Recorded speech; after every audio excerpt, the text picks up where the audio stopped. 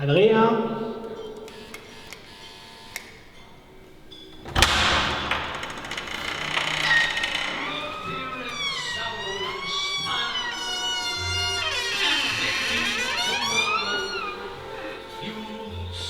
Quelqu'un?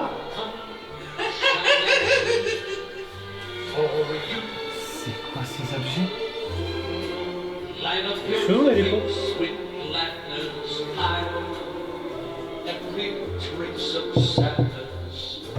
Adrien.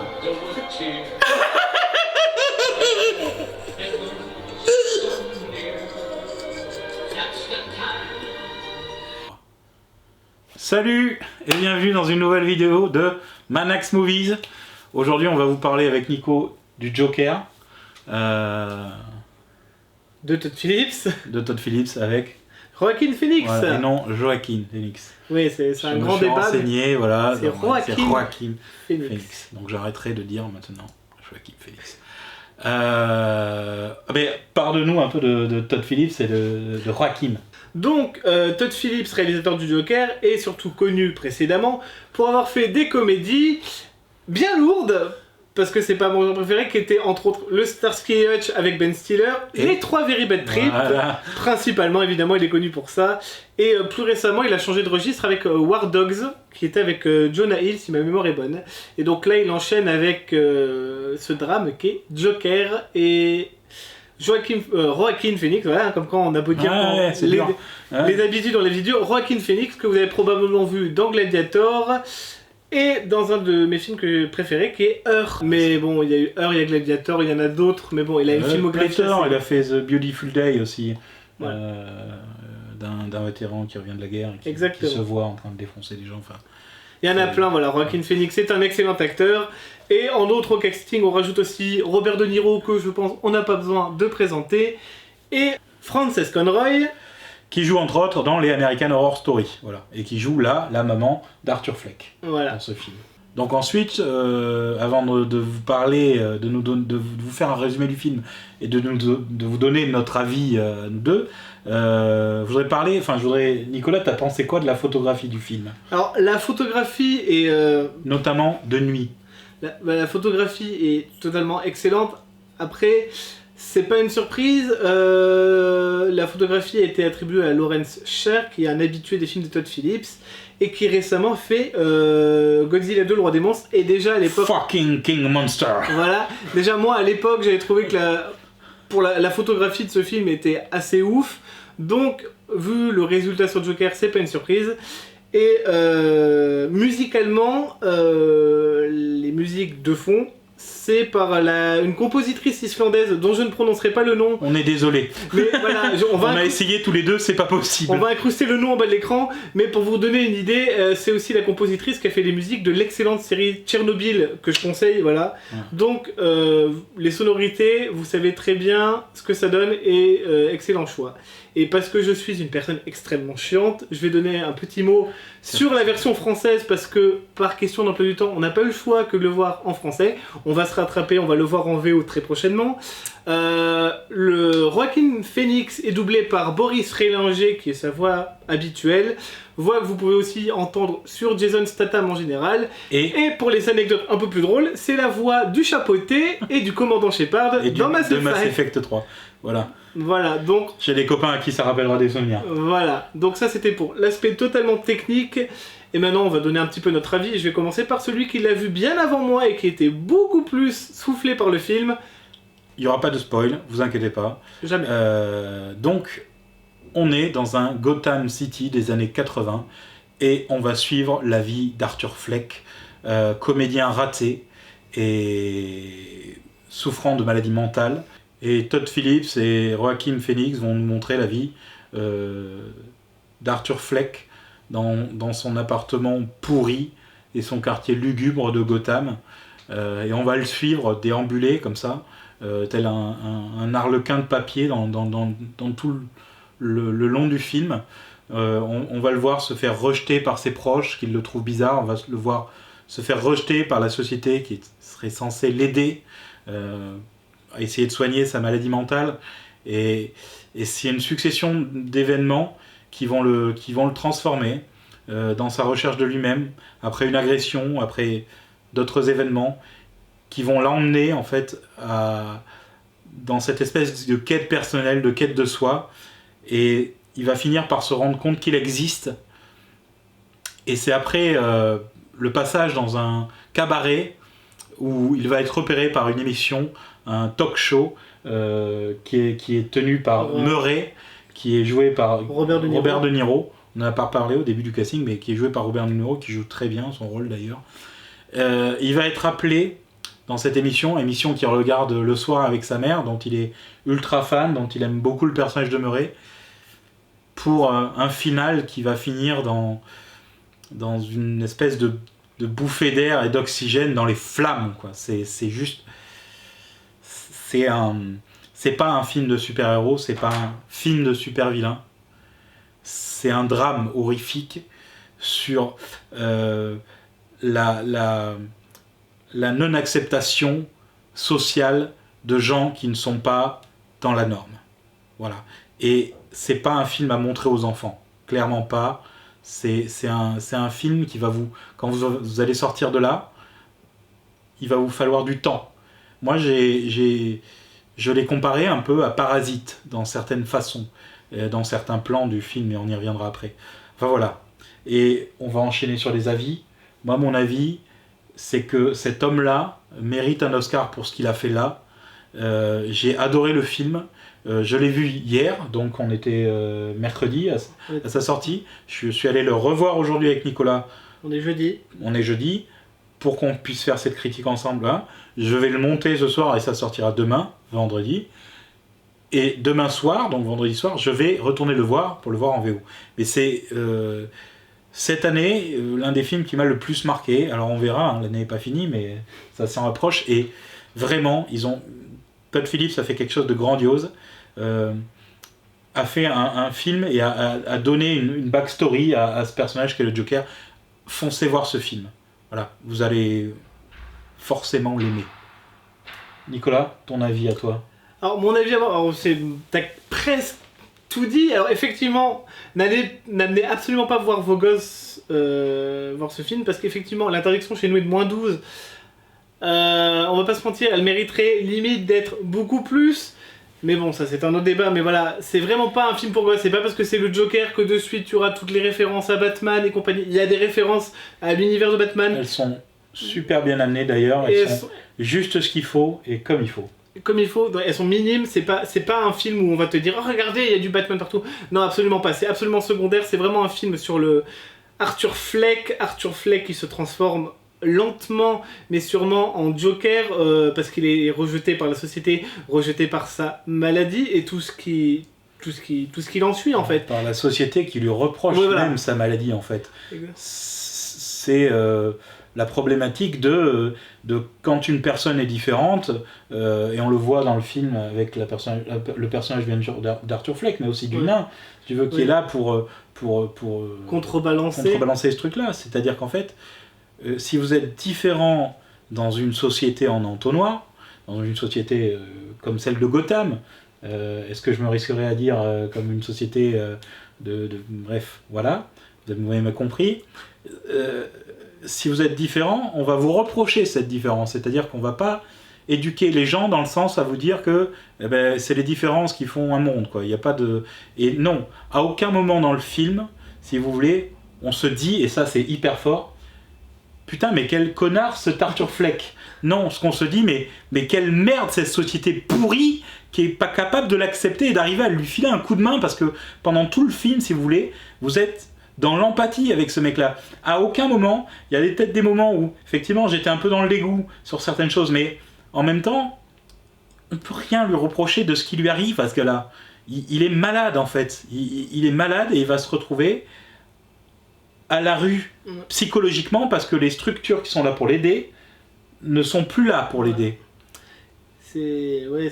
Ça prend au trip. Ouais. Il a pas demandé ce qui lui arrive en fait. Exactement. Il a pas demandé ce qui lui arrive et il subit littéralement, et en fait on subit avec lui en même temps. Et c'est ça, le film il il prend vraiment au trip et il fait réfléchir. C'est ce qu'il disait tout à l'heure. On n'est pas sur un film de super-héros, on n'est pas sur un film de super-vilain, on n'est même pas sur un film d'héros tout court, on est sur un drame social qui a pris pour toile de fond un personnage inspiré de l'univers comics. C'est ça aussi qu'il faut voir. On n'est pas sur un film de super-héros, on n'est pas chez Marvel, on n'est même pas chez DC dans leur film de super-héros. Si on devait chercher dans les comics, peut-être Killing Joke, quoi, ça serait quelques références à ce comics-là, et encore, il faudrait vraiment que je le relise pour voir si ça fait longtemps que je l'ai lu, quoi. Mais on est loin du film de super-héros, on n'est pas sur un film de super-héros lambda. Voilà, c'est ça qu'il faut se dire, c'est que si vous venez voir Joker, faut venir voir le Joker comme si vous veniez voir la descente aux enfers d'une personne qui au final, au départ, n'a pas demandé grand-chose et qui devient le Joker comme on le connaît. Voilà, mais faut pas s'attendre à tout ce que vous avez déjà vu dans les films de super-héros. Il y aura pas de blagues, il y aura pas de scènes d'action. Il y a des blagues, mais il y a du rire dans ce film, mais c'est un rire jaune, vous voyez. C'est un rire angoissé, c'est-à-dire qu'il y a des scènes qui vont vous faire marrer, et c'est des scènes qui sont terribles en fait. Voilà. Il y a ce principe aussi, on n'en a pas parlé, du rire inversé du Joker. C'est-à-dire qu'en fait, c'est expliqué dans le film à un moment, mais il a cette maladie en lui, cette terreur. Il est recroquevillé sur lui-même, il a les épaules voûtées, il se tient la gorge quand il rit, et vous voyez qu'il évacue cette chose comme ça, en riant en fait, avec ce rire-là qui est complètement guttural, qui vient de là, j'arrive pas à le faire. Du fin fond de lui, de la gorge. Et qui n'est pas un rire, ça le fait pas marrer en fait, c'est sa façon à lui d'évacuer le truc. Et ça va faire partie des trucs qui vont le mettre encore plus sur le banc, quoi. Est-ce qu'on parlerait pas effectivement des autres traitements de Joker qu'il y a eu dans les précédents films, et celui-là, et alors ça n'a...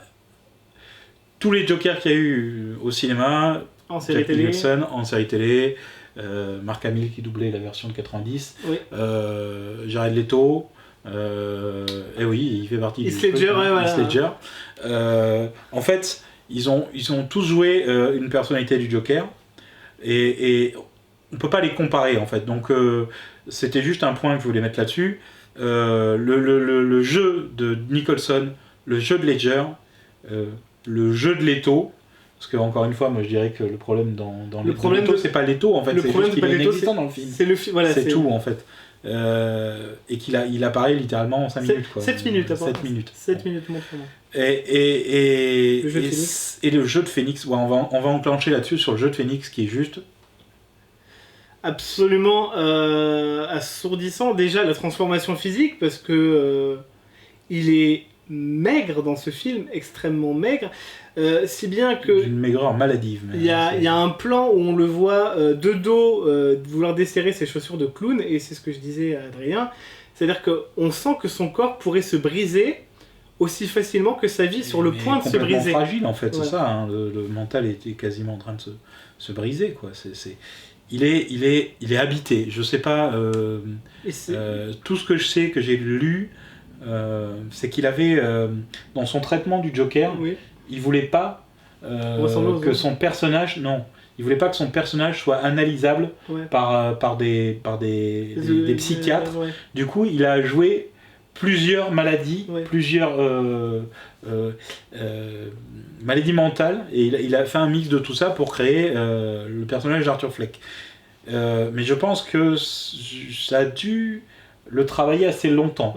Ouais. C'est une technique d'acteur studio, c'est tous les acteurs qui plongent tellement dans leur rôle qu'ils ont du mal à en sortir. Ouais, voilà, parce que honnêtement, les 30 dernières minutes du film, on voit plus, bon déjà on le voit pas au début, mais on oublie Joaquin Phoenix et on a l'impression que c'est un docu sur je le sentais habité à la fin. Vous voyez, c'est complètement... Et non, en fait, oui, ce mec existe, ou ce mec pourrait exister. Oui. Il y a quelque chose comme ça, quoi, de cette envergure-là. D'ailleurs, dans le jeu de Joaquin Phoenix, il y a on voit à l'écran, au-delà de la mise en scène, on sent à l'écran le moment où Arthur Fleck devient le Joker et n'est plus Arthur Fleck. Il y a un plan comme Vous ça. allez le voir. Il y a un plan comme ça. Le ouais. premier plan, il y a un plan, c'est évident, on voit le Joker. On voit que c'est le Joker, mais on a oublié Arthur Fleck. Le Joker est là et Arthur Fleck, il est en train de mourir en fait. C'est ça. C'est ça. Mais voilà, Joaquin Phoenix, Magistral. il s'est approprié son Joker. C'est son Ouais. Joker à lui, c'est pas celui de Romero, de Nicholson. Ou... Ce qui prouve bien que quand des producteurs laissent faire le réalisateur et les acteurs, on arrive à faire quelque chose de Et bien. d'excellents résultats. Voilà. Voilà. C'est quand même dommage que le seul film d'ici qui soit sorti Avec depuis 10 ans soit un putain de film un drame, comme si c'était un film indé. Voilà, c'est ça. Mais c'est ça, parce qu'il a aucun lien avec tout le reste qu'ils essaient de faire. Et ça montre qu'on peut faire quelque chose de bien avec beaucoup de moyens, voilà, à Hollywood. C'est ça. Quand on veut y mettre. Quand on veut y mettre quelque moyens. chose derrière. Voilà. Mais ça... Moi, je suis sorti profondément, encore une fois, traumatisé. Je travaillais juste après, j'étais là, machin. Enfin, voilà. Fait transition musique. Transition musique, non, voilà. Le jeu de. J'allais dire d'Arthur Fleck. Non, le jeu de Joaquin Phoenix. Voilà, Arthur Fleck existe. Alors, ce qui est bien, la vérité, c'est que je dis Arthur Fleck, mais une part de moi a envie de dire Arthur Dent. Ouais. Qui n'a rien, enfin, ça a à voir avec l'univers de Batman, mais ce n'est pas du tout la même personne. Donc, le jeu de Joaquin Phoenix est sublimé par la BO. Autant la composition avec tous les violons et violoncelles qui, voilà, on sent sa descente, mais il y a surtout aussi toute la BO musicale des vrais morceaux qui existent, parce que son personnage, Arthur Fleck, danse énormément, danse beaucoup, et en fait, la musique fait partie de son personnage et aussi de sa descente lente et vers le Joker. Et sans la musique, je pense que le personnage même du Joker n'aurait pas la même intensité. Ouais, c'est cette façon de danser complètement désarticulée, à la fois très chorégraphique, très, très belle. Et très flippante. Et très flippante parce qu'il a un corps malade. Sans la musique, je pense que même du coup son personnage n'aurait pas la même puissance. Mais après c'est la mise en scène qui fait ça aussi, mais les musiques, que le choix des musiques d'ailleurs très type années 50-60 si je dis pas de bêtises, il y a toujours au fond dans ce genre le genre de musique utilisée une espèce de joie de vivre qui est à contre-courant de ce que nous fait ressentir le personnage d'Arthur Fleck en fait, qui est en dépression, et la musique sublime en fait tout ça, et je trouve que c'est un des cas d'école où la musique est tout aussi importante que le jeu d'acteur, et je trouve que c'est pas forcément assez souligné. Voilà, tout ce que je voulais dire sur la musique et la BO. Je rajouterai rien là-dessus, et moi je pense avoir fait un peu le tour de tout ce que je voulais dire. Moi aussi, alors je pourrais dire un mot, je sais pas, il y a d'autres acteurs, il y a Zazie Beetz aussi qui joue la voisine de Arthur Fleck, c'est l'actrice, vous l'avez déjà vu dans Deadpool 2, c'était Domino. Elle joue très bien aussi, même si son rôle peut paraître anecdotique dit comme ça, en vrai, dans la psyché d'Arthur Fleck, elle va avoir un impact. Rien de plus à ajouter non plus. Tu peux faire un petit mot sur les acteurs, genre de Robert De Niro qui joue vachement bien. En fait, tout le monde joue très bien, c'est voilà. pas obligé. Voilà, De Niro s'est juste fait plaisir à mon avis en prenant le Late Show, parce que l'animateur de Late Show, parce qu'il doit avoir marre d'en faire, donc il s'est dit tiens allez, on va se mettre dedans, ça va être sympa. Mais sinon tout le monde joue bien. Je sais, j'ai l'impression de me répéter tout le temps quand je dis ça. Mais là, effectivement, le casting est excellent. Pour le reste, voilà. Et moi, personnellement, j'ai pas grand-chose à ajouter après cette belle tirade sur la musique. Ouais. Donc, on vous conseillerait d'aller le voir, quoi. Foncez voir ce film. Voilà, allez voir le Joker, faites-le tourner. N'y allez pas avec votre petite nièce de 8 ans, sauf si vous avez envie d'en faire une Harley Quinn en puissance. Quoique, ça pourrait être intéressant d'avoir plein de Harley Quinn dans les rues. Attention à celle de l'animé, pas celle du Suicide Squad. C'est bientôt Halloween, c'est bientôt Noël. Bientôt Halloween aussi. C'est bientôt Halloween, mais c'est pas grave. Non, voilà, foncez voir le film, mais n'y allez pas en vous disant que vous allez voir un film de super-héros lambda. Voilà, c'est tout. Ouais, non, allez-y. Et puis prévoyez-vous une petite bouteille de rhum ou de whisky après film. Vous êtes vraiment sur un drame social. Ouais. Voilà. Et voilà, moi c'est tout. On vous retrouvera bientôt pour une prochaine vidéo. Laquelle les DVD peut-être, les films sur le nouveau format sans doute. La Naxtech, on m'en a réclamé. Sachant qu'il y a quoi d'autre qui sort bientôt, il y a le Star Wars. Oh. Mais là, on dit toujours Star Wars parce que Star Wars c'est fin décembre. Mais il y en a toujours Harry Potter, milieu. mais il y en a toujours mieux. Mais on verra. Les ours en Sicile, la fameuse invasion des ours en Sicile, ça avait l'air bien ce film. Ça avait l'air bien, je vais le remarder. Voilà. Moi, j'allais voir, je sais pas quand. Bref. Comme d'hab. Abonnez-vous si ça vous a plu. Likez, s'il vous plaît. Partagez et abonnez-vous surtout. Mettez un commentaire. Et mettez la cloche. Il dit ça aussi. Mettez la cloche. La routine habituelle, vous connaissez la chanson et... On se retrouve bientôt. On vous fait des bisous. Salut. On vous aime. Salut. Ciao.